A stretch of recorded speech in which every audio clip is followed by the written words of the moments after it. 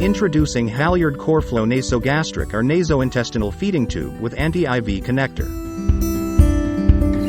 Corflo feeding tube is made from polyurethane, which is better than silicone, unlike usual latex feeding tubes.